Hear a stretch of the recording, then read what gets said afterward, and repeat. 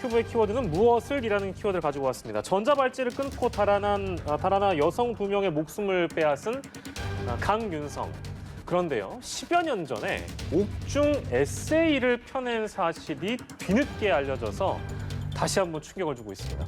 당신은 책에서 죄를 깊이 뉘우치며 가족을 생각하는 마음이 남다른 인물로 묘사를 했지만 이것은 모두 거짓이었습니다. 심지어 인세도 아내가 아닌 다른 여성에게 입금을 했다고 하는데요. 계속해서 두 분과 이야기를 나눠보도록 하겠습니다.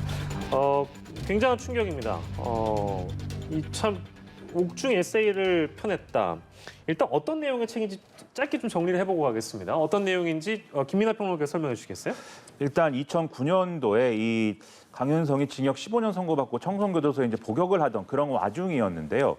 한 작가에게 이제 편지를 보내게 됩니다. 그 편지에는 자신이 이제 이런 죄를 저질러서 이제 지금 복역 중이긴 하지만 지금 밖에 있는 소자식들이 굉장히 어렵게 살고 있다. 그런 어려운 상황들을 생각하면 내가 왜 이런 죄를 지었는지 정말 후회가 되고 참회를 많이 하고 있다. 그래서 이런 내용의 어떤 책을 내고 싶은데 좀 도와달라. 이런 이제 편지를 작가한테 보낸 거예요.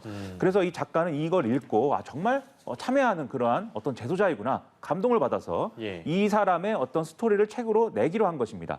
그래서 계속 이제 강윤성이 옥중에서 본인의 이제 여러 가지 사연이나 그리고 얼마나 잘 이제 뉘우치고 있는지 이런 감동의 어떤 얘기들을 편지로 적어가지고 이 작가한테 보낸 거고요. 이 작가는 이걸 통해서 이제 재구성을 해가지고 책을 이제 내는데 이르는 것인데 이게 불행인지 다행인지 많이 팔리지는 않았다고 합니다. 그래서 이제 절판이 됐는데 근데 과정에서 이 책을 가지고 또 이 책에 인세가 가는 과정이라든가 이런 과정에서 이 작가가 이게 사실이 아니었구나. 그리고 믿을 만한 그러한 제소자가 아니었구나라는 걸 스스로 깨닫게 돼요. 그래가지고 그 이후에 이제 연락을 끊었고 이 책도 절판이 된 것이다라고 설명을 하고 있는 그런 이제 좀 이해하기 어려운 그런 사건도 배경에 있었다는 거죠. 그렇습니다. 이해하기 어려운 상황인데요. 앞서 잠깐 언급을 했습니다만 아내와 불쌍한 아이들을 위해서 무언가를 하고 싶다라고 어떤 작가에게 출판을 부탁한 것이고요.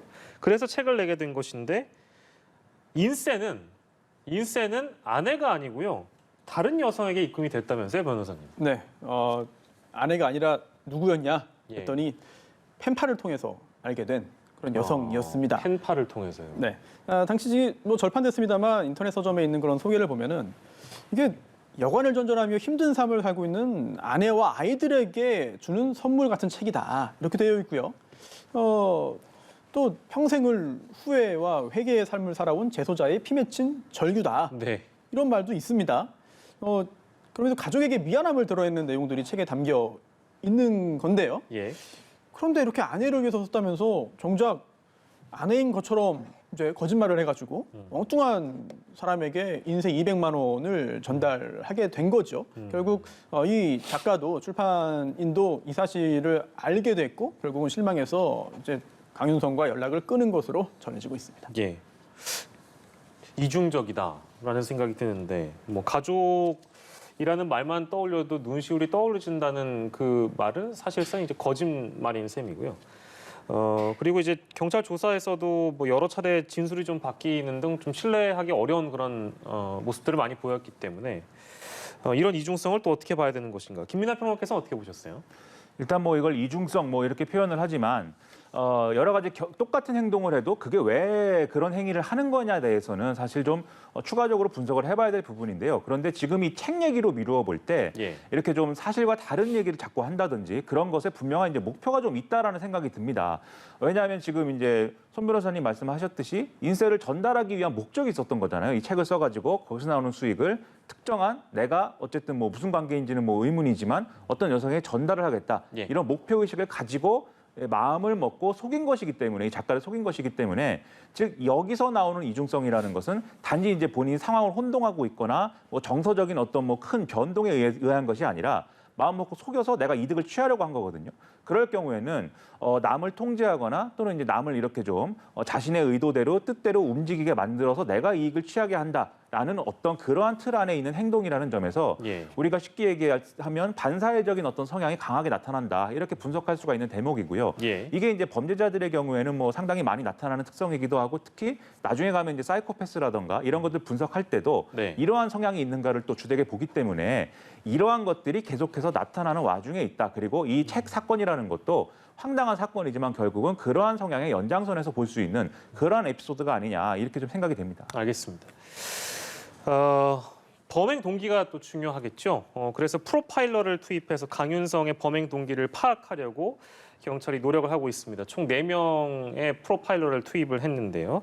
사이코패스 여부 등에 대한 검사도 함께 실시를 한 것으로 일단 전해지고 있습니다. 이런 조사를 통해서 어떤 것들이 밝혀질 수 있는지도 굉장히 궁금한데 특히 이제 금전 문제로 살인을 저질렀다라는 어떤 그 진술도 믿을 수 없는 상황에서 여러 가지 것들이 밝혀져야 되는데요. 손소 변호사께서 어떻게 좀 전망을 하십니까? 네, 우선 프로파일러들이 투입돼서 여러 가지 작업을 하겠습니다만 그거보다 우선되는 게 객관적인 물증들입니다. 그래서 피해자들과의 관계를 밝혀낸다면 범행 동기로 한 걸음 더 다가설 수 있는 것인데요. 그리고 또 단순히 어떤 진술, 주변 사람들의 진술을 통해서 관계를 파악할 수도 있습니다만 사실 인간과 인간의 관계는 주변 사람들이 모르는 내용도 굉장히 많을 수 있어요. 네. 따라서 뭔가 객관적인 자료들이 필요한 건데요. 그런데 최근에는 대부분의 그러한 내밀한 정보들이 휴대전화, 스마트폰에 담겨 있습니다. 네. 그래서 이 강윤성이 사용했던 휴대전화를 포렌식 작업을 거쳐서 분석을 한 다음에 거기에 들어있는 여러 가지 디지털 자료들이 있거든요. 뭐 통화 내역도 있고요, 문자 메시지 수발신도 있고요, 또 이메일도 주고받을 수가 있고, 또 SNS 활동들도 있습니다. 예. 이런 것들을 토대로 해서 피해자와 가해자의 관계를 밝힌다면 실제 범행 동기가 정말 금전 때문인 것이냐, 아니면 그 외에 다른 동기가 있느냐, 또는 금전과 다른 동기가 결합되어 있느냐 등등을 확인할 수 있는 것이고요. 또 하나 주목할 만한 거는요. 지금 피살된 피해자가 2명인데요. 예. 그 외에 다른 여성을 상대로도 비슷한 유형의 범죄를 준비했다는 그런 정황을 수사기관이 포착한 것으로 보도되고 있습니다. 예. 어느 정도까지 준비를 했고 누구를 상대로 한 건지 구체적으로 알려지지는 않습니다만 그런 부분도 밝혀낸다면 살인 예비 등의 처벌이 가능하거든요. 예. 그리고 또 그게 한 명이냐 또는 여러 명이냐 등등등.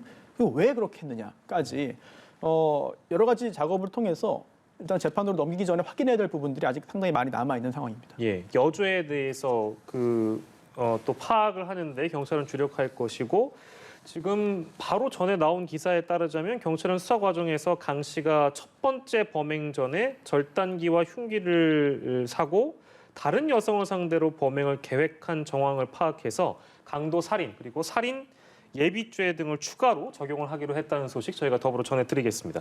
이것 좀 짧게요. 뭐 이제 반사회적 인격장애라는 측면에서 본다면 그동안 강윤성이 대중에게 보여준 그런 행동들이 있지 않겠습니까?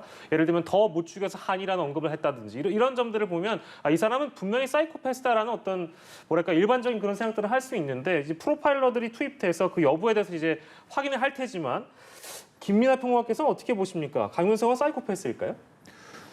이제 뭐 제가 그것을 뭐 알아맞추기는 상당히 어려운 부분인데요. 그러나 지금까지 모습들을 보면은 그 이전에 이제 앞서 말씀드린 책 에피소드에 관련돼서는 그러한 성향이 이제 분명히 보인다라고 생각을 하고요. 그 외에도 지금 나오는 얘기 중에 뭐 교도관들하고의 어떤 관계라든가 이 교도관들에게 뭐 소송을 걸겠다라고 주장한다든지 민원을 넣는다든지 이런 모습들은 거기에 맞는 것인데 근데 예를 들면 이제 좀 검찰 조사 받으러 가면서 뭐 이렇게 좀 더 못 죽여서 한이다라고 소리를 지른다든지 뭐 보도를 똑바로 하라고 주장한다든지 이런 것들이 그저 뭐 어떤 감정의 표출이라든가 또는 그저 관심을 끌기 위해서 하는 행동이라고 한다면 이걸 사이코패스로 볼 것이냐 요건 좀 이 기준이 다를 수가 있습니다. 예. 다만 이렇게 행동을 한 이유가 이런 행동을 통해서 이후에 어떤 자신이 뭔가 계획하는 것을 이루기 위해서 뭔가 하는 행동이다라고 한다면 예. 예를 들면 그게 단순하게 내가 좀 강해 보이게 하기 위해서 강한 사람으로 보이게 하기 위해서 또는 내가 저지른 범죄에 대해서 이러한 이유가 있다는 것을 강하게 주장하기 위해서 그래서 이제 한 행동이라고 한다면 그건 이제 어떤 반사회적인 성향의 연장선으로 볼 수 있다라고 이제 할 수 있는 것이기 때문에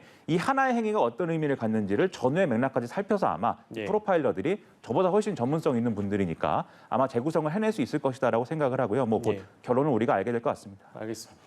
마지막 질문이 될 것 같은데요. 이제 내일 검찰 송치되면서 이제 또 포토라인에 설 예정인데 어떤 모습을 보여줄 수 있는가? 어떻게 예상하세요? 손수 변호사께서는 좀 짧게 부탁드리겠습니다. 네, 지난번에 영장을 7심 심사 왔다 가는 과정에서도 뭐 욕설 하고 마이크 발로 차고 뭐 그랬잖아요. 그런 게 본래 그런 성향 때문일 수도 있고 또는 거기에 더해서 앞으로 이제 또 교도소에 가야 할 텐데 거기에서 또 좀 더 편하게 좀 있기 위한 그런 그 노림수가 일부라도 숨겨져 있을 수도 있습니다. 예. 그리고 또 하나 또 지금 내일 검찰 송치될 때 지금 이게 신상이 공개됐기 때문에 언론도 다 이제 그 취재를 하겠죠. 예. 아마도 뭔가 또 본인의 억울함이라든지 본인의 심경을 또 적극적으로 이야기하려 할 수 있거든요. 근데 그런 내용들이 또 여과 없이 또 전달됐을 때 그 내용들이 또 뭐 합당하지 않고 예. 뭔가 좀 이상한 내용이면은 그걸 직접 들은 또 국민들이 또 여러 가지 스트레스와 충격을 받을 수 있어가지고 그런 부분도 좀 약간 걱정이 되기도 합니다. 알겠습니다. 오늘 사건 큐브 두 분과 함께했습니다. 김민하 시사평론가 그리고 손수호 변호사와 함께했습니다. 두 분 고생하셨습니다.